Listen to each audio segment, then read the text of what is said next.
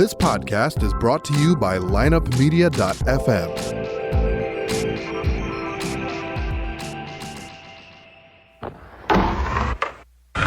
Because if you can tell me what your habits are, I can tell you what sort of a person you are. I can tell you what your future looks like. But like I always say, life is 10% what happens to you, it's 90% what you do about it. The people who are most effective in the workplace believe that their future is going to be bigger than their past. When people don't believe that their future is going to be bigger than their past, they begin to disengage. You're listening to The Circuit of Success, a podcast dedicated to helping you achieve success in every facet of life. Only on the lineupmedia.fm podcast network. Now, your host, Brett Gilliland.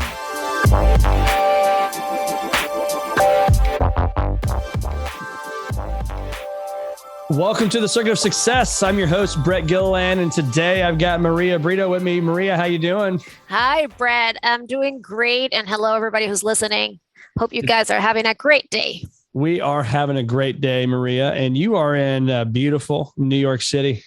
I am in the Big Apple. If I look out that window to, I guess it'd be your left. Is that get to see some big buildings and all that stuff right there? You know, it's a concrete jungle, right? Everywhere you look at, it's buildings, right? Yes. Everywhere you look at, it's a lot of buildings. That's the magic of New York that also can be oppressive sometimes. Yeah. We need to get back there. My wife and kids and I have been there a few times and need to come back there again. We love going to New York City and seeing what's going on there. It's a crazy spot, which is awesome. Yes, it is. Well, you are an award-winning New York-based contemporary art advisor. You are an author, a curator, a Harvard graduate. See, they don't let people like me into Harvard, Maria, but they let you in there. You must be really, really smart. So we'll talk about that later. You're originally from Venezuela, and your first monograph out there, published by Point Leaf Press in 2013, was a recipient of the Best Book Awards. And you've got a new book coming out, is How Creativity Rules the World, which we'll talk about a little bit later. So, but if you can, Maria, let us know what's made you the woman you are today. You come from Venezuela and now in New York City. Look, I was born in Caracas, the capital of Venezuela, and I grew up in a family of conservative, Catholic people. And I didn't have a lot of options in terms of what I wanted to do with my life, right? So according to my parents, I needed to be a doctor, an attorney, or an engineer type of thing. And the truth is, little Maria wanted to be a singer and a performer, and my parents opposed that vehemently. They were like, absolutely not, even though I was talented, because a lot of kids want to be things, right? But I actually had the talent, and I used to go to all these auditions, and I always got selected. And when it was fun and, youth thing, my parents were like, let her be. When it became serious and they wanted to pay me and take me on tours, my parents said no. So it's okay. I was very brokenhearted, but at the same time, I was like, it's not like you do here in the States that you're like, I'm going to go and wait tables and that's it. Like you couldn't do that there, honestly. So I was very interested in leaving the country because, I had always a desire to get better and to have this world around me of people who valued meritocracy. And like, that was not what Venezuela offered me. So I was an excellent student. And because I knew that was like my ticket out. Yeah. So I was an excellent student, and I ended up applying to Harvard Law School and some other universities, and I got accepted. So I said, okay, well, you know what? This is my ticket out. And by then I had already convinced myself that I was going to be an attorney because my parents had brainwashed me. Right. And, that was also the time where you used to get all this John Grisham's movies, right? And like The Firm and whatever. And it was so glamorous to be an attorney. And it is so exciting. But the truth is, it's not. And so when I graduated from Harvard, moved to New York City to practice, actually practiced for 9 years in corporate law firms. I hated it, man. It was just horrible. It was the worst. Lots of hours, lots of reading.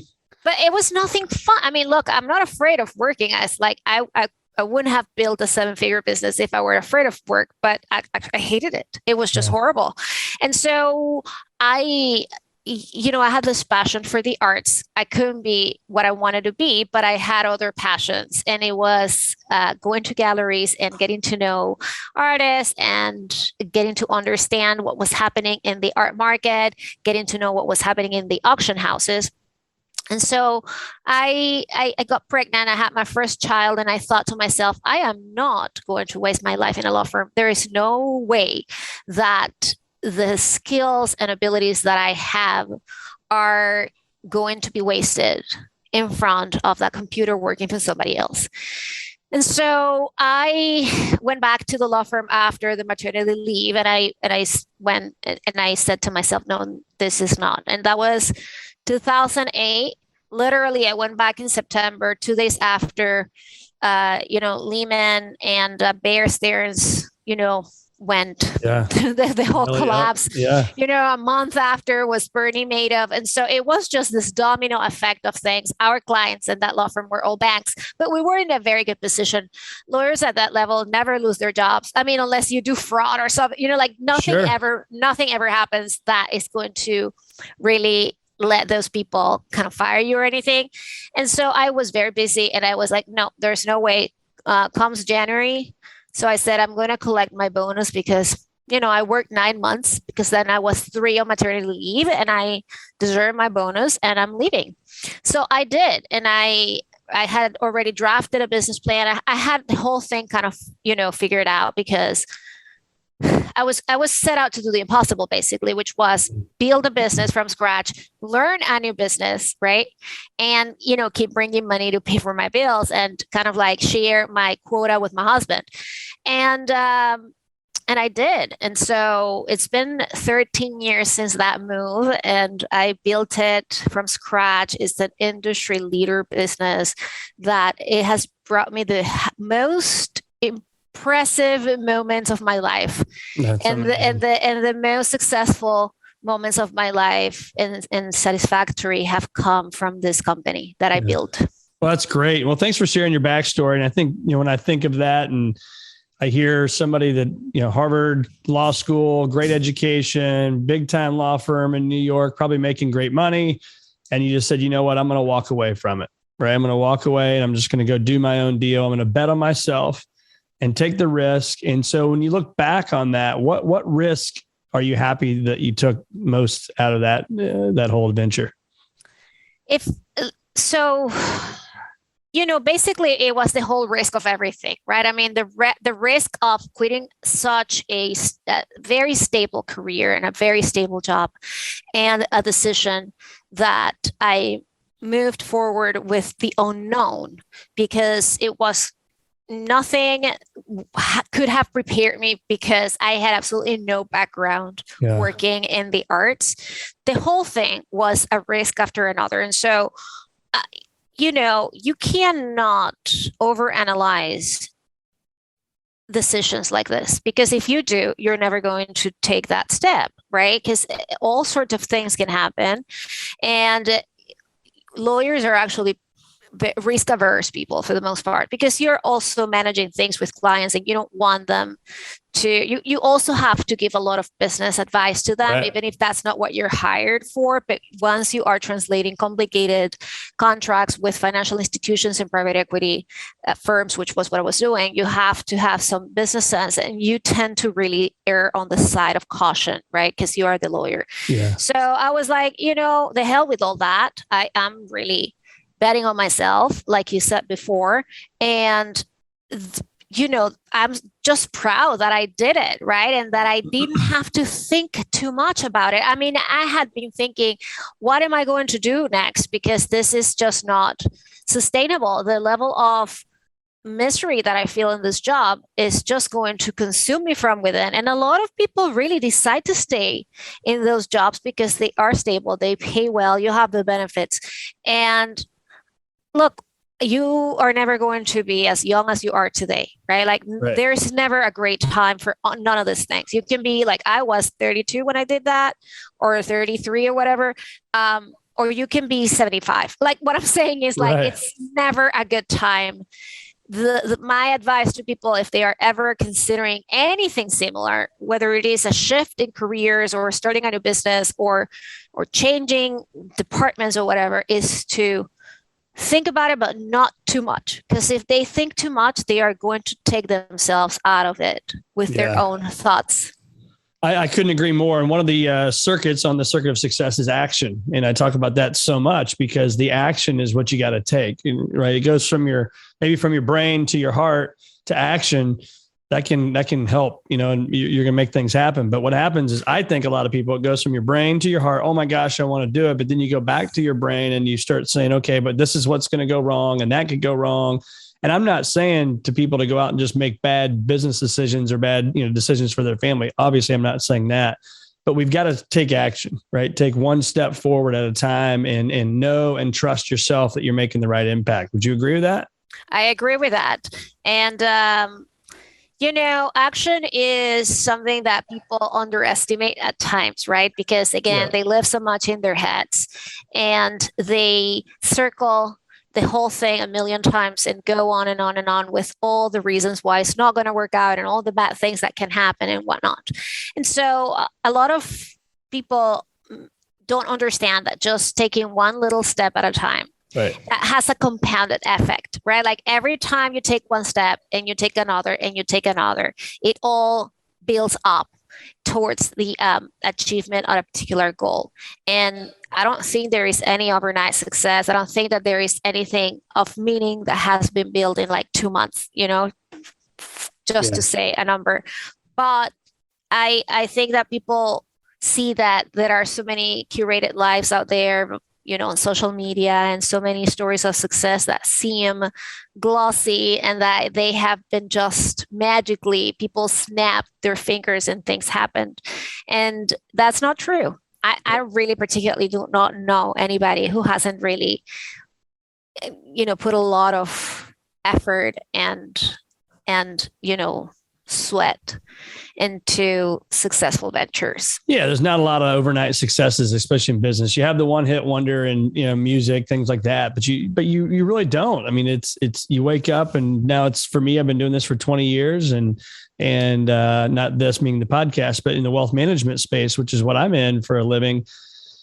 And you're right. I mean, I've interviewed through the podcast, but also through clients and just in the community, all these people that we get to surround ourselves with. And there's no overnight success. It's show up every night. And if 20 years is overnight, well, then there's your success, right? So on the times, the struggles that you may have, because it's not just, 72 and sunny every day in the business world. How did you push through the struggles when they were really, really tough? First of all, progress is not linear, right? We know that the minute I understood that, everything was slightly easier for me, that there were going to be times where things were flat. There were going to be times where I had to prioritize certain things. Mm-hmm. There were times when, things didn't go my way, right?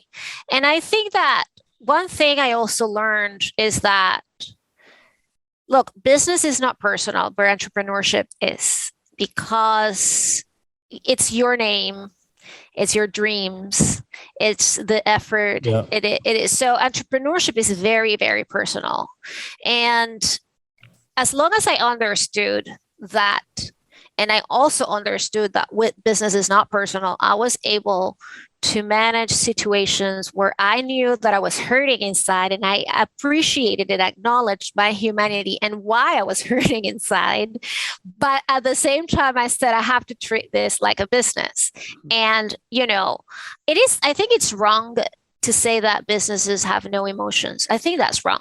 And I think we're noticing that even more so now after the 2 years in a pandemic, where people have had all sorts of, different feelings and emotions around this. And a lot of people have walked away from jobs, and a lot of great companies have lost human capital because they treated them like robots for a long time, right? So, how I pushed through those moments was by having the acknowledgement that there were two realities, and that no shortage is a shortage forever. I had a coach when I started this business. That was one of the investments I did when I started the business, is I hired a business coach. And she used to tell me, always remember that the shortages are very short-lived.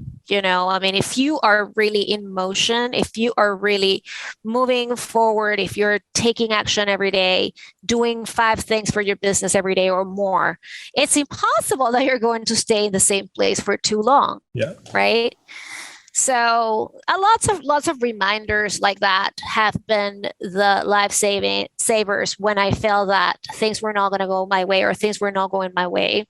And the truth is, for the most part, life does not necessarily go our way, and adaptability is what actually makes or break a business too. Yeah, I mean, I think you're right. That adaptability is, if you think it's going to just go this way or that way, you're going to, the entrepreneurial roller coaster will laugh at you, because it's not. And so you got to learn to adapt. You got to learn from your mistakes. You got to move on. And you said something that made me think of, I call it strategic think time. And on Thursdays for years, I'm talking since probably July of 2005, I spend time with myself, my journal, no technology, and just think, right? Strategic think time. And that has led to a lot of great success in our businesses. And so when you said something about the pandemic, and I also think people are at home more, they had built in more strategic think time, even though they didn't know it. And so I would almost challenge people to say, put that time back in your calendar, put that think time back in your calendar. And to your point of losing human capital, is that human capital may be going and doing something. They're following their dreams, right? They're following their aspirations. And I think that's critically important. So did you spend a lot of time thinking and dreaming about your business model? I've always done that. And in fact, there is a whole chapter in my book about that, a whole chapter about why spending time alone and why writing with a pen and a paper are actually a million times more conducive of generating ideas than if you were typing them. I quote the studies and everything from Princeton, because I always want to give people the data and say, this is not just me anecdotically thinking that this could be interesting, right? I love to give people data and concrete studies saying, and the science says this too. I've always done that. I grew up an only child, so I had a lot of time on my own. And I'm an only child as well.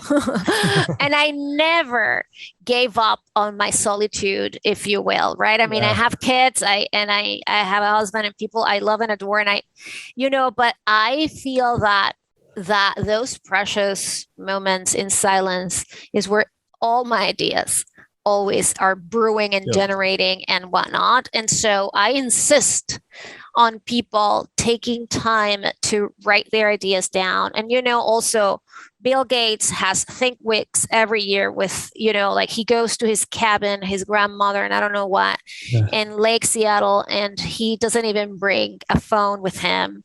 And like by the same, token, all the executives that are invested in this idea of taking time to meditate every day, right? I mean, I don't know if they have a notebook with them, but we know that Steve Jobs practiced Zen meditation all his life, right? Mm-hmm. And he said it was where, like, those moments of silence is where he actually had his biggest breakthroughs. Yeah. So I encourage, all my ideas really come, not all the time, but most of the time they come from these moments of silence, and they are absolutely important.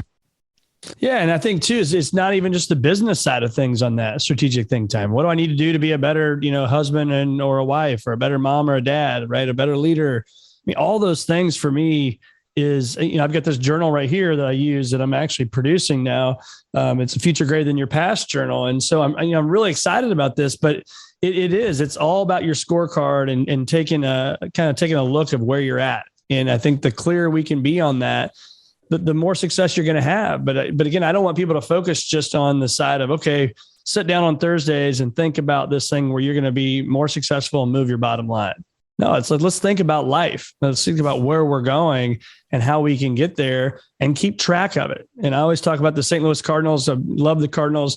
They've got a scoreboard, right? You go to Yankee Stadium or the Mets, whoever you pick your favorite New York team, there's a scoreboard there. And every time that guy walks up to the plate, we know how many times he's struck out, how many times he's gotten hits, home runs, RBIs, right? Everything we'd want to know about that person is there. And we're all guilty of it. We look to the scoreboard, but how many times are we doing that in our own life? Right. So when you think about that, what comes to mind?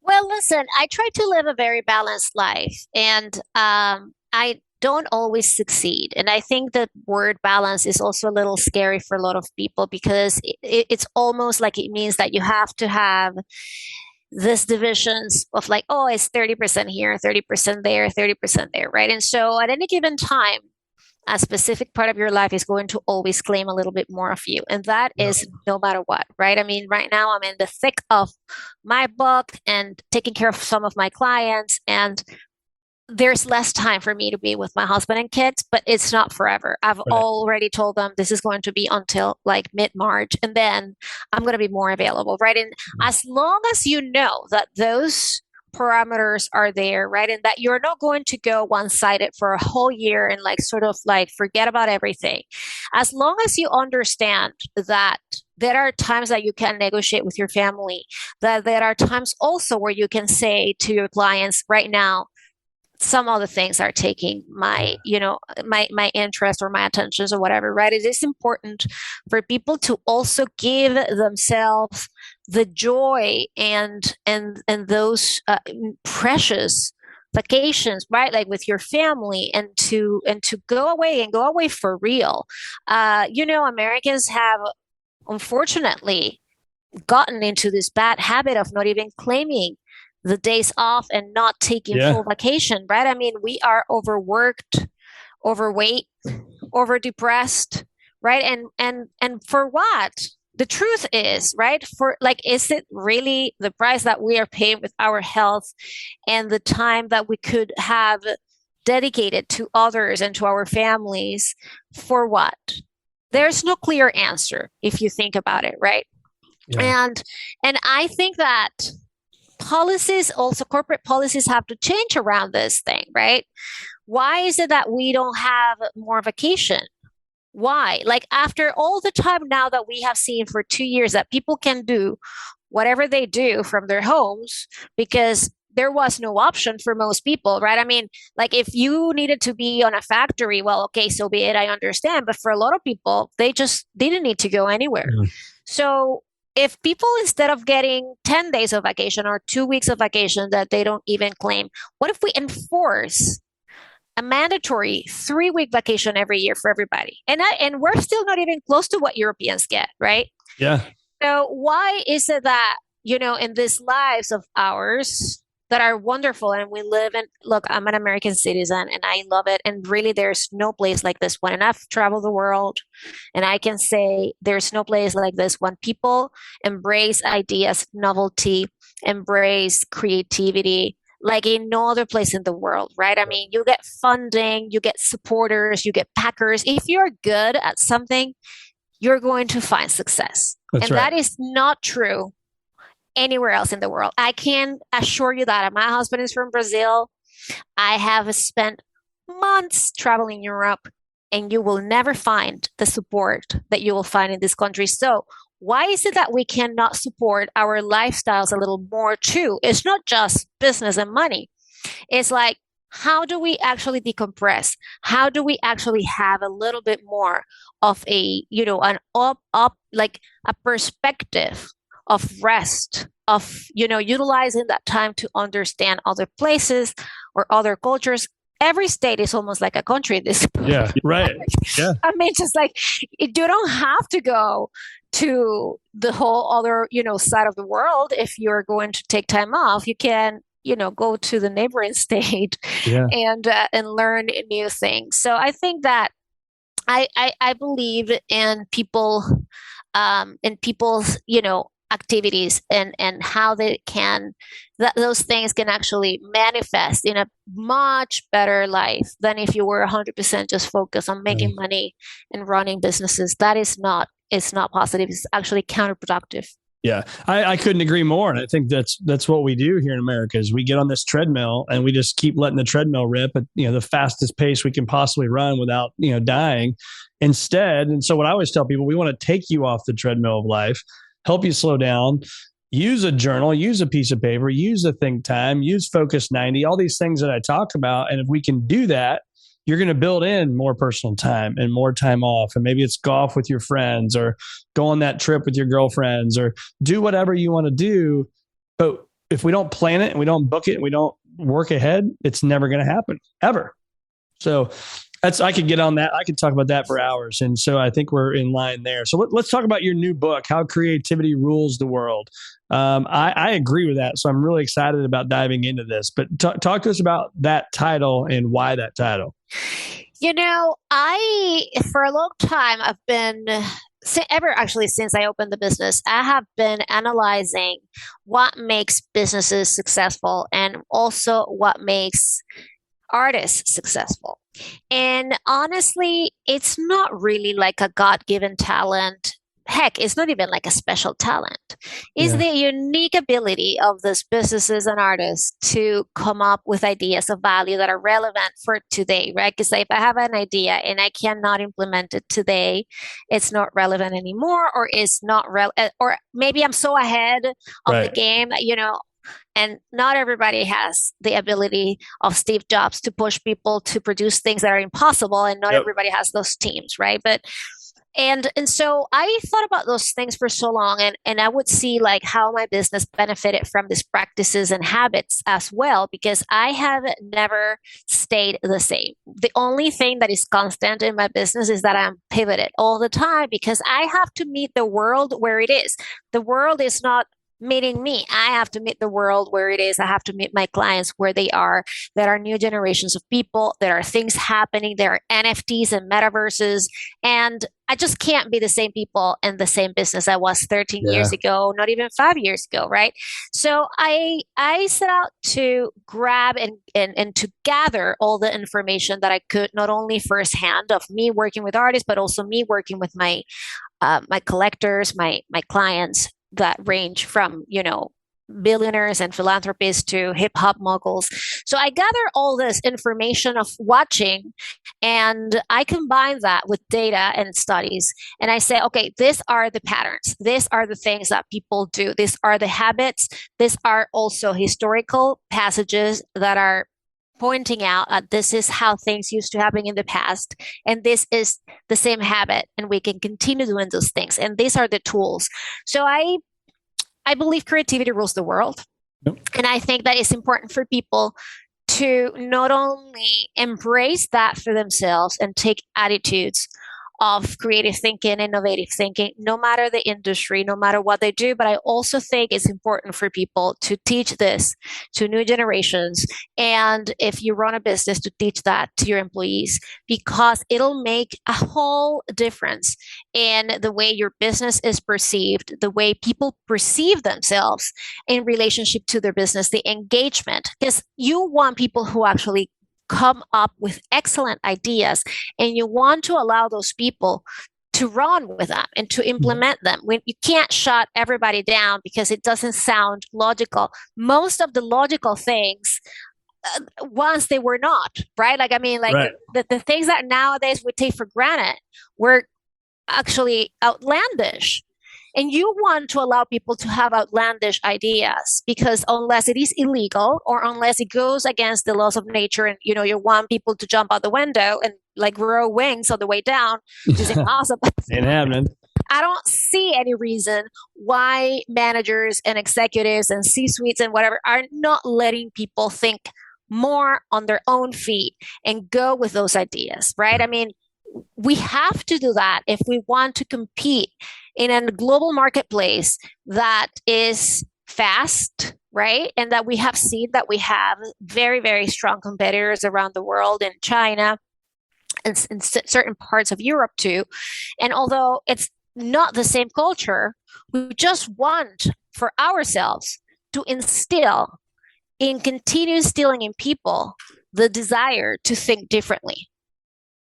I love that. You got to think differently, because you're right. I mean, to your point, I wrote it down actually before we even started talking today, is these NFTs, and staying a student of the game, because if you don't stay a student of the game, you're going to die. I mean, you can take it as little as, I think a Blockbuster, right? I think I've heard a story where they wanted to buy, Netflix or vice versa. Yeah. And it's like, they said no. And then now look at what's happened, right? There's no Blockbusters really anywhere. I think there's maybe one in the country left or something like that. So yeah, we got to switch, we got to change, we got to adapt. And so when you hear this NFT world that's out there right now, is that becoming a major thing for you all in the art space?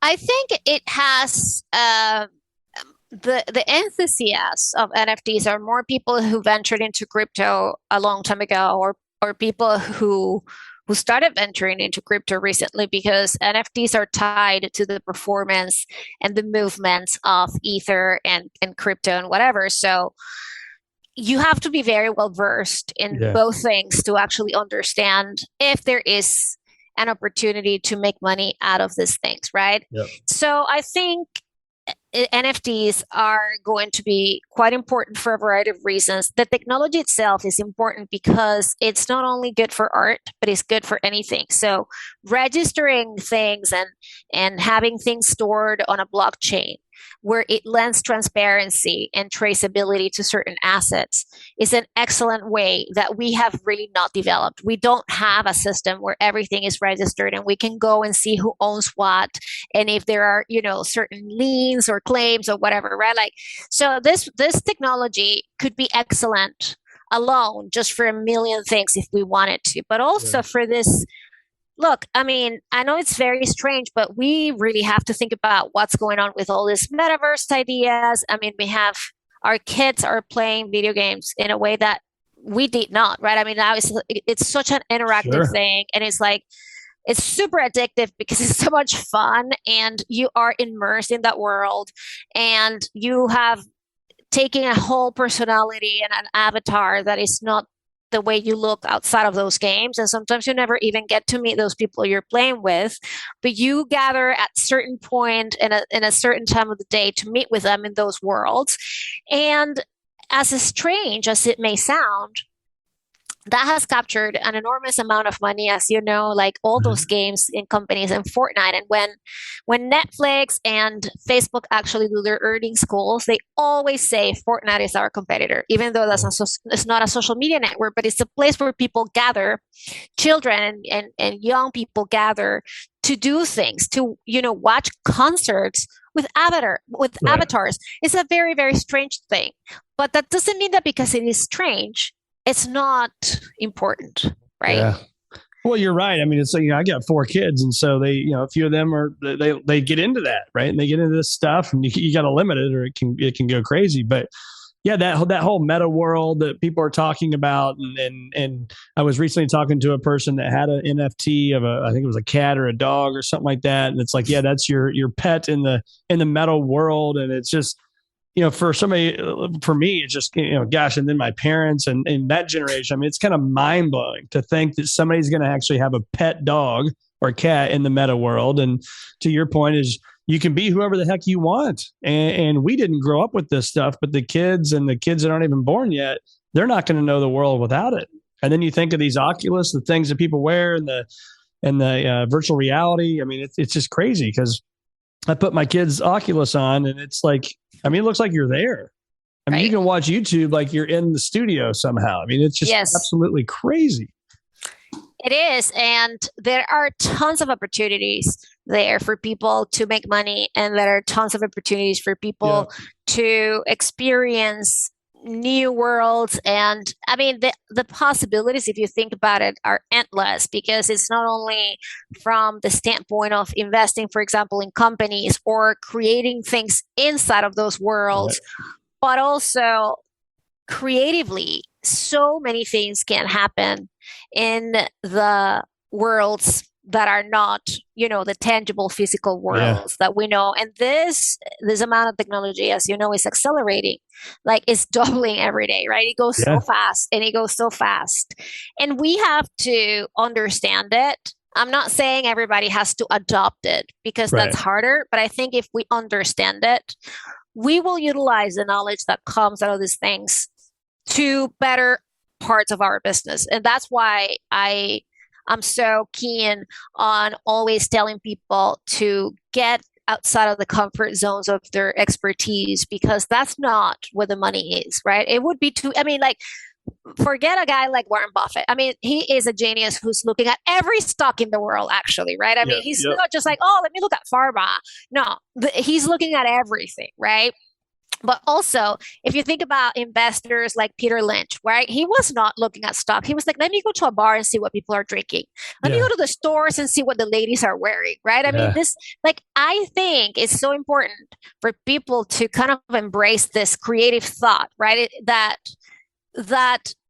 the biggest things and the biggest opportunities don't come from business as usual. They come from the intersections. They come from the margins. They come from not the mainstream, right? Because otherwise, everybody would do them. It's just so the thought is not necessarily a natural thought. It's a little bit counterintuitive to think that by being, yes, of course, we want people to be experts, but we also want those people to get out of their expertise and start looking at the world with fresh eyes. That is also why I wrote this book, because I think it's so important for people to see things from a different perspective and not what they are used to.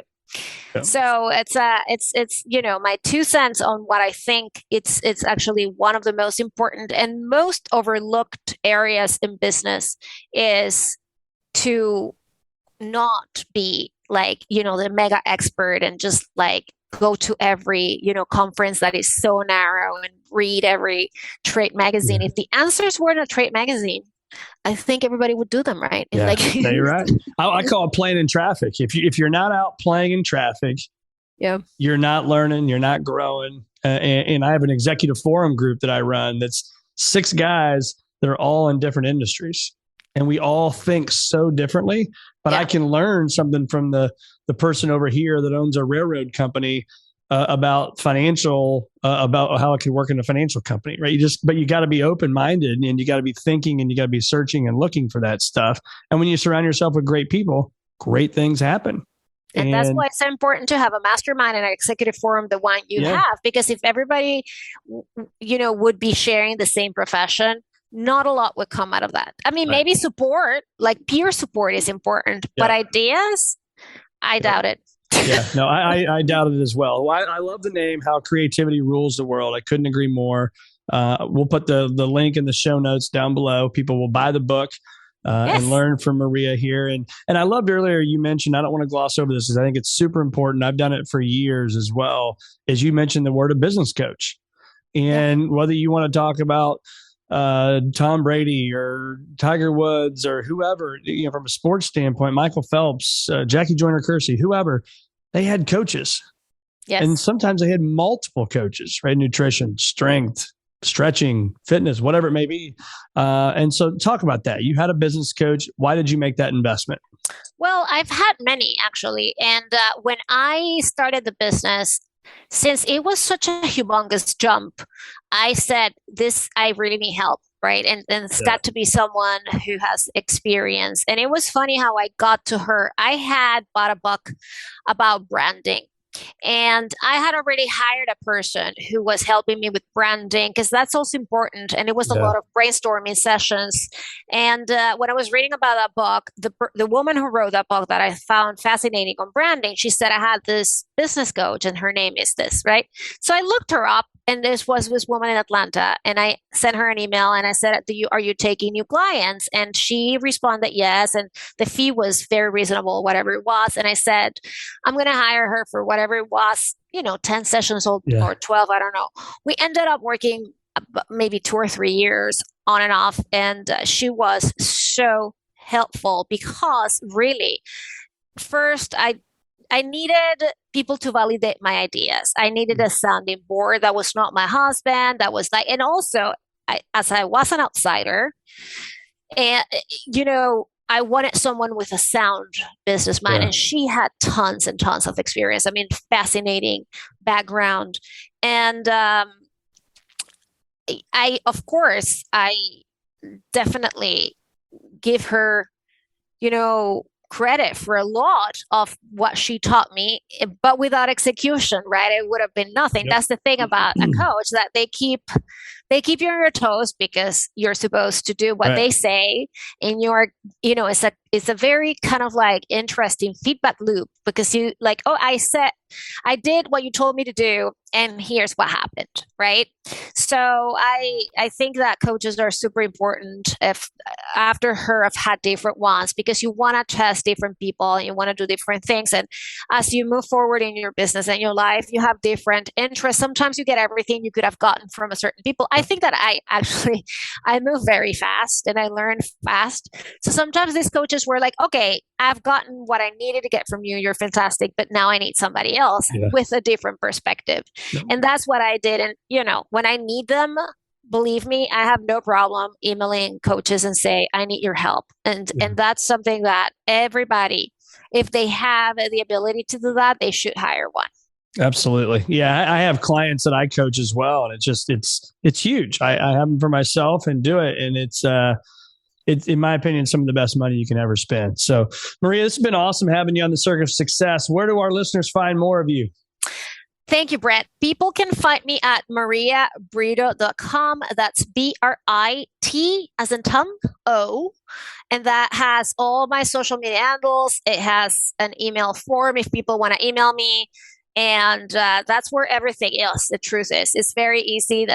There is a newsletter also that I send every Tuesday on the topics of creativity and business. It's all intertwined. Things that I love, I do that for free. I'm very passionate about what I do. And I think that it's great to connect with people who are your listeners and people who want to get more ideas and see things from a different perspective. And make sure to get the book, which is everywhere where books are sold, so everywhere.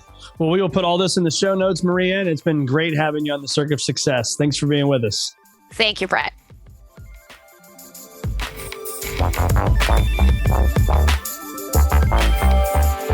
Tune in next week for another episode of The Circuit of Success with Brett Gilliland on the lineupmedia.fm podcast network. Subscribe to the show on iTunes, Google Play, Stitcher, and through our website, circuitofsuccess.com. Follow us on Facebook and Twitter, and email any questions to info@circuitofsuccess.com.